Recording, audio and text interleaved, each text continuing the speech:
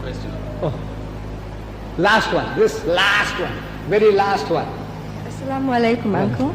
I just wanted to know, in terms of the verse that you quoted about inviting all to the ways of Allah with wisdom and beautiful preaching, what role do women play, or how do the Prophet's wives conduct themselves in terms of giving dawah? What are the guidelines, and how are a woman involved? Yes, what is the lady's role? Wallah, so far in our lives, we Muslims are fighting with one hand. Every other nation fights with both hands. We fight only with one hand. We need them. We need our sisters and our daughters and our mothers to do the job. And you can do a better job than what we are doing. Your neighbors. Call the ladies to your house for a cup of tea. Any excuse, either the birthday of the child, either today is a big night for us, any excuse, call them for your tea and kusistas, for your tea and your bhajias. Call them and then open the Quran and say, look, do you know we believe this? And the Hindus, call them to Allah, they are good people. Individually, they are fantastic people, they are humble people. The herd instinct is different. See, when you rouse the people, one guy can take the whole thing off the track. One guy can. That's what they did, one guy. In the time of our Nabi, one guy did the job. Damage. When our Nabi is commanded to preach, he invites the leaders of the Quraysh for dinner. After dinner, he stands up to deliver the message. Abu Jahl was in that group. And Abu Jahl means the father of ignorance. Jahalat ka baap. But he was no jahil.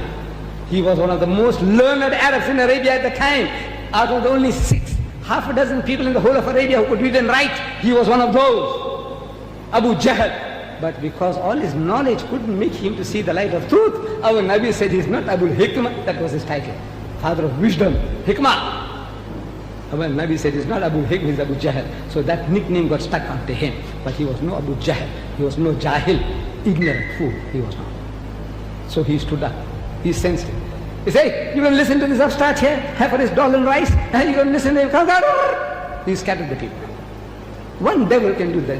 One devil. You need in the whole hall. One guy said, you're going to listen to this old man nonsense, this old man. Nature of man, amazing. Oh, like sheep and goats. You listen to that one man against your own better judgment, and you're going to walk away. You know that? That's the nature of man. So they all walked away. What does our Nabi do? He invites the leaders of Quraysh once more for dinner, minus Abu Jahl. I said, why is it that sunnah nobody remembers? Nobody talks about that sunnah. Do you know that? Talk about dari. Yes, alhamdulillah. About miswak. I use it. I use it. I use it. I'm 78 years old. Can you see? I use it. I believe in all that. But talk about miswak. Talk about dari. Talk about... Masha. Nobody's talking about inviting the guy home for dinner.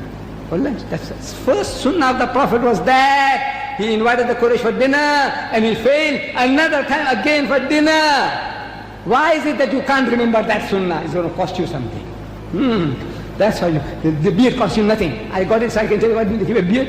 If you got one size, why do you make it standard size? What does it cost me? Namaz podo, come for salat. What does it cost me? I am a Maulvi Imam, I got to do my job. So I call you, come for salat, come for salat.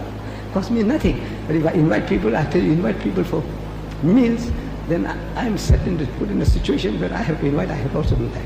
So that's going to cost me something. So rather not talk about that. Talk about easy, dadi rakho. You got one, mashallah, make it standard size, my son. Wa akhir da'wana, alhamdulillah. Jazakallah, Mr. Deedat. Thank you, ladies and gentlemen, for your attendance. May Allah inshallah reward you. Assalamu alaikum.